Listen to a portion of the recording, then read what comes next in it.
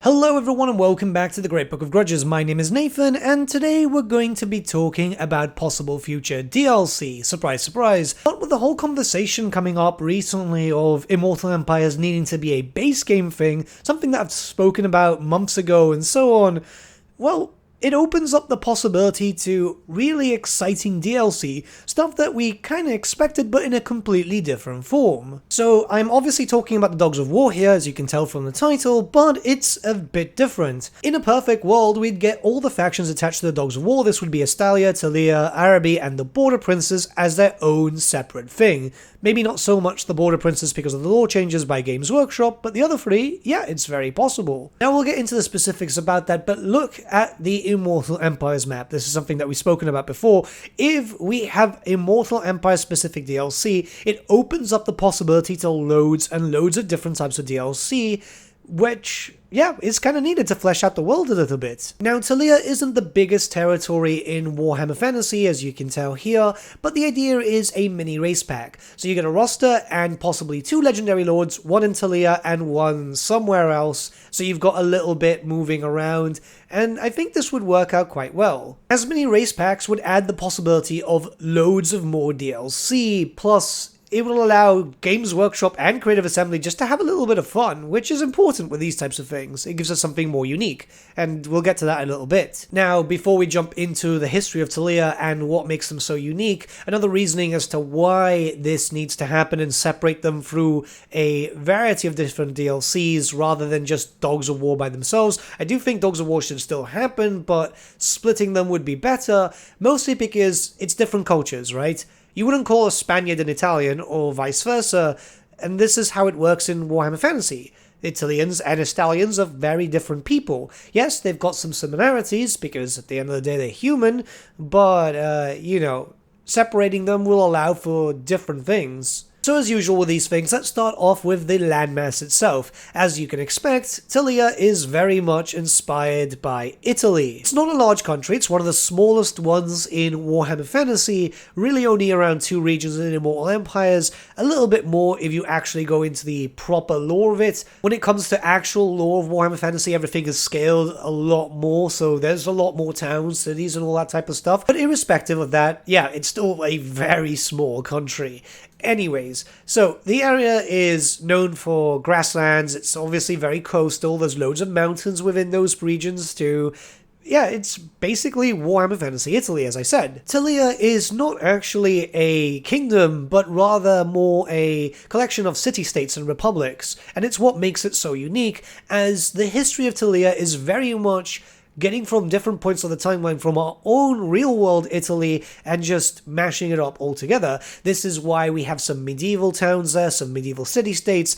There is one which is very heavily inspired by the Romans, and obviously there's a lot of Renaissance theme. The grand majority of the lore centered around Tilea is mostly Renaissance mixed with medieval, which could be quite interesting. We'll talk about that later on when we start talking about the units and structures and stuff. But yeah, this is something that has been very, very common. In fact, Tilea has been getting a lot of lore ever since they were pretty much implemented into the Warhammer Fantasy setting, getting loads of mentions in different army books. Not only that, but a lot of stuff in Warhammer Fantasy Roleplay, more so now more than ever through Warhammer Fantasy Roleplay 4th edition, but it's been very, very constant. Hell, if you, for example, decide to go onto the Tilea Warhammer Fantasy Wiki, which is pretty good for sources in all honesty, they've got a lot of references. And yeah, that's been a general thing. Like, if you piece together all the lore that we actually know from Tilea over the years, we wouldn't get, say for example, an Empire army book, but we'd get something pretty damn close. When it comes to activity and lore, well, there's actually quite a lot. This is obviously due to 2 things. First up, Tilea is quite central in the Warhammer Fantasy world, so a lot happens around that area. The second is they produce a lot of mercenaries, so yeah, they've got a lot of soldiers for hire. We know that they trade often with the people of Araby, as despite their differences in the past, Araby has provided itself to become quite a trade nation and is obviously quite lucrative in terms of spices, so the Tileans will make benefit of that. The Empire and Tilea have a very good standing relationship where many Tileans will go to work in the Empire and many Imperials will go to learn from the Tileans, and I think that's actually quite interesting, as Well, this is why we've got, say for example, the steam tank. You guys might not know this if you're not too well versed with the lore, but the steam tank is not an Imperial invention, it's actually a Tilean one by Leonardo da Miragliano. Yeah, I know the name is silly and you're going to get a bunch of silly names when we talk about possible characters, but yeah, were it not for Tilea, we'd not have access to one of the best units. I know it's not that good in Total War, but it's actually very good in the tabletop. As you can imagine, since this is a human nation, there is the obvious threat of chaos with chaos cults and so on, and obviously some vampires nesting around that area. This is something that is very typical because humans kind of attract them. Skaven are a big issue, obviously because Skaven Blight is so close. The Beastmen can be a bit of a problem because Beastmen do roam around that areas. But other than that, they've got some good relations with the dwarves. They've got good relations with the elves in general, you know, obviously the high elves, because again, trade is a big thing. When it comes to the dwarves, the mountains are home to dwarves. They generally want to kind of be in good terms because nobody wants problems, especially when this world has so many other problems. The Bretonnians don't really deal too much with the Tileans because they don't work with mercenaries, but they have worked together in the past before when, say for example, threats arise, like when Araby decided to try and take over Estalia and Tilea, and yeah, just generally these types of things. The main thing to point out here once again is that Tilea is fairly active, more so than say Grand Cathay throughout the dealings of the Old World. Grand Cathay was active in its own things in the Far East, but Tilea is very well known by a lot of the major powers. Now, the main reason why I was inspired to make this video is because of religion within Tilea, as that has just recently had a massive update. You see, the Chaos Gods of Law, often known as the Gods of Law, are now canon again. Something very, very important, as they were basically removed from canon during the End Times, with Bellicor stating that they never existed, but they're back. And they're worshipped actively throughout Tilea. We have a brand new pantheon where it wasn't just 3 gods but 4, and one of them is very widely worshipped in Tilea. Obviously those aren't the only gods that are worshipped in Tilea, they have their own massive pantheon. Some of them are worshipped throughout the Empire and so on, because it's just a very typical thing where loads of human nations will kind of worship the same gods, but there's loads of other ones too. Some gods worship directly in different city-states, some of them are just old gods. It's a really interesting thing that it's getting fleshed out. The biggest thing was the return of the Gods of Law, as it brings in a little bit more of that militaristic sense that was in Italy during the medieval times and the Roman times. This was very exciting to me, as obviously getting some old lore back and then having it centered around Tilea more is very curious, especially since when Games Workshop did the update for the Border Princes for the Old World news, we were given some new heraldry for what looks to be Tilea, Estalia, and Araby. And this is very exciting, as many of us are hoping to see Tilea, Estalia, and Araby books respectively when it comes to Warhammer the Old World. Their own specific army books, so we can have something different and still play humans, because humans are the most popular. I know a lot of people are going to say, yeah, well, Skaven are my favorite, demons are my favorite. We know for a fact that humans are the most popular in most fantasy settings. It's not just Warhammer, which was recently proven with the stats for Immortal Empires, but hell, even stuff like World of Warcraft and stuff. Regardless, it does seem like this is going to happen since they've got their own iconography, and there were always rumors back in the day that Games Workshop wanted to do this, their own army books, their own factions, but never got time for it. This is again something which I say in many videos, Games Workshop have a lot of stuff planned and then never do it because of the whole door ajar situation. But now that we're going back to the Warhammer Fantasy world, this might be the perfect time to do so, dust off those old notes, and we've already kind of seen that anyway, so why not? Now, what would set them apart from other human nations to make them far more interesting is the fact that we know that there's a heavy Renaissance theme there. It's the whole Leonardo da Vinci theme that we actually do see very heavily here when it comes to, say for example, how the steam tank was created, the Birdmen of Cazzaraza, which we'll speak about later on. But this is where we could get a Renaissance style sort of steampunky human faction, which would be pretty interesting. Mix that up with some Roman influences to go back into the earlier stuff. It's still there in Remas, but not so much in other city-states. And what you could end up with is a steampunk Roman type of feel, which would be very, very different to all the other human factions already established in the game, and hell, even in lore. So this would still mean that you'd still have humans with gunpowder and stuff, but you'd have, you know, steam engines, flying humans like like the Birdmen of Katsuraza, and a few other things just to make them more fun, you know? Now, military-wise, it was very possible to do a Tilean-based army with just the Dogs of War book. There were enough units there to, do one. No problem, you could actually have a fully fledged army. From Lord options all the way down to special and rare, there was everything. Some units would not do so well nowadays, like for example the Halfling Hotpot is obviously more of a Halfling unit, and there was some stuff that kind of linked up to other stuff, like for example some Ogre Mercenaries, some Dwarfs, but if they don't want to go too focused on the mercenary stuff and want to go on the Renaissance focus, you've already got a decent amount to base your armies on. Some pikemen, some crossbowmen, heavy cavalry, light cavalry, hell, even some cannons being pulled by horses to be able to have a faster movement there. Yes, I know a lot of this stuff kind of sounds a bit generic, but keep in mind that early units would sound and be a bit generic. Anyway, we've got the same when it comes to, like, say, for example, Grand Cafe, where a lot of the early units are just like, oh yeah, it's just peasants, or yeah, it's just a heavily armored foot soldier, but it works, right? And what could be done here is that they can take it up a notch by already established Regiments of Renown. So Regiments of Renown were a feature in the Dogs of War book. This is pretty much what inspires the Regiments of Renown feature in Total War Warhammer, where you'd have special units with their own colours, sometimes with their own unique model. But there were some units here that worked out quite well. Again, the Galloper guns, something that I mentioned before, pretty cool model overall anyway. Then there's Braganza's Besiegers, which are crossbowmen with pervasers, so this makes them a lot more defensive too. We've already seen something very similar with, the Jezzails, or even the one that the Cathayans use, but this wouldn't be a two-unit entity, this would be a single one, so you'd have to actually stop to be able to fire properly, as they'd have to put up the shield too, but that would make them quite defensive. It could even give them a better accuracy point because they're using it as a little bit of leverage. There was a special type of unit known as Pizarro's Lost Legion, which was a mixed unit of crossbowmen and pikemen. So imagine having the pikes there as a defensive force, but also being able to have some units with crossbows in that same unit, so they'd be able to fire too. The Birdmen of Katsuraza, once again, these are flying units, but with crossbows too. They could also throw some bombs, I believe. It's been a while since I've used them, because I'll be very honest with you, the Dogs of War army book was pretty crap.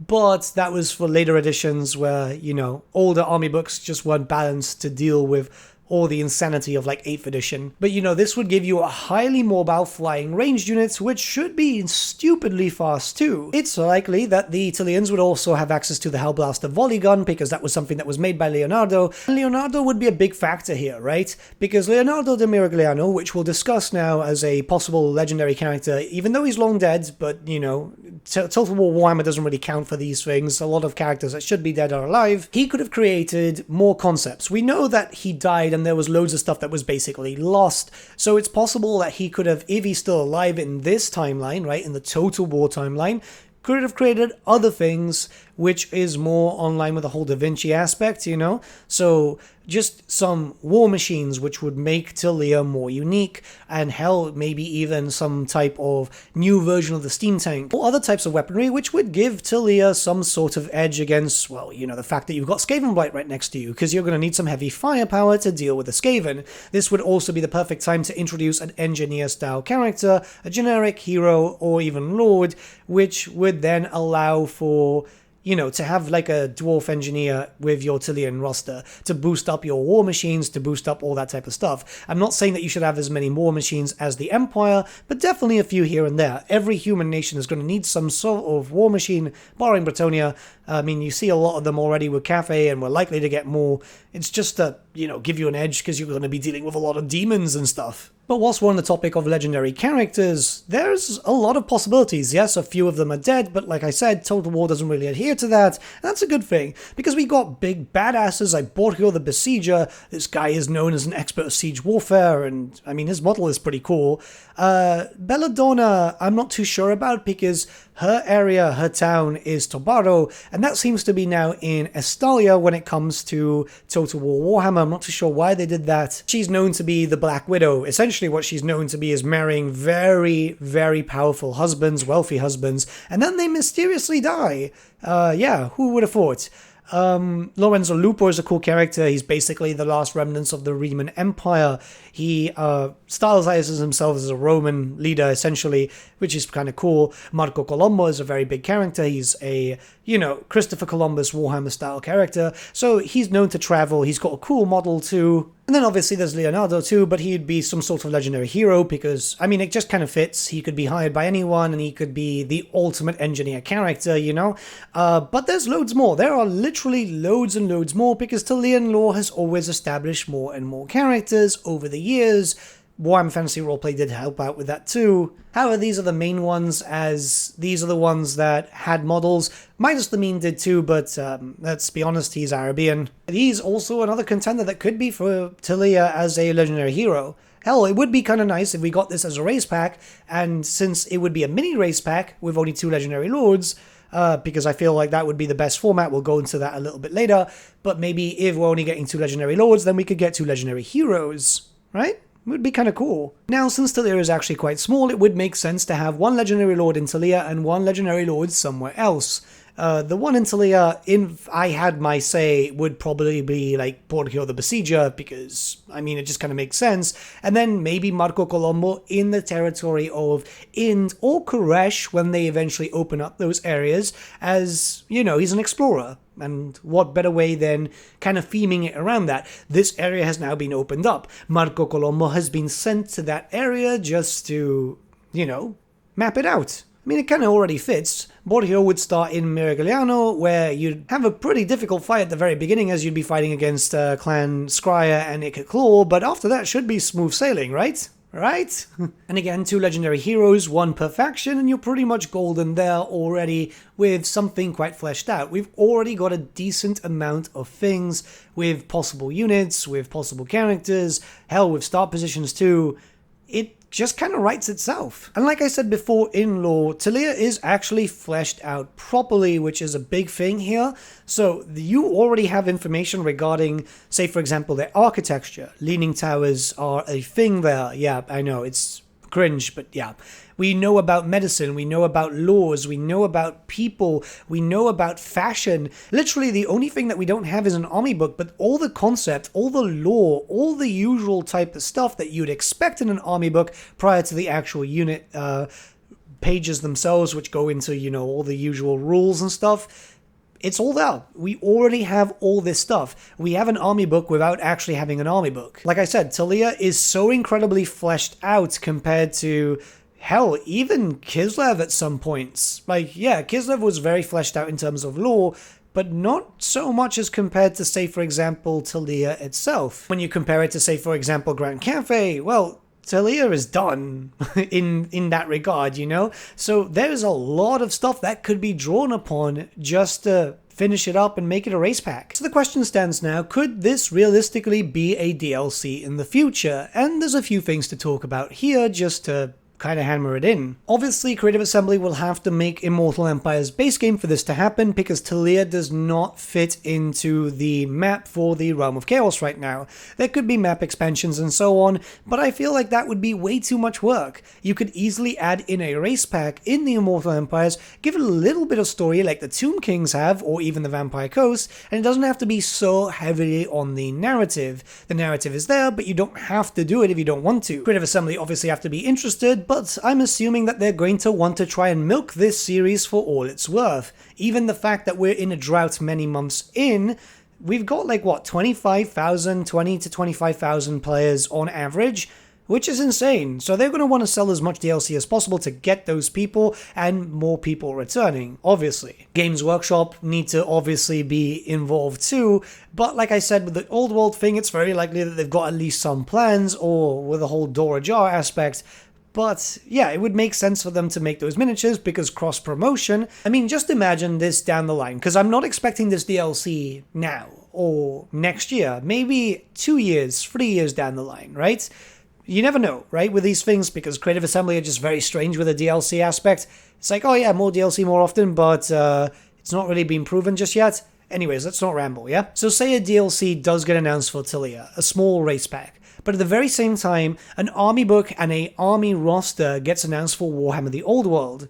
Wouldn't that be amazing cross-promotion? You could already see how this army would look really well, barring just like looking at miniatures. You could see them in Total War, and that might get you interested. You'd be like, oh, well, you know, these look cool. I'll try my hand at painting up a few of them. Now, there's already people in the hobby, such as myself, who have no impulse and will just buy it anyway, but it's a great way to market it to the video game aspect.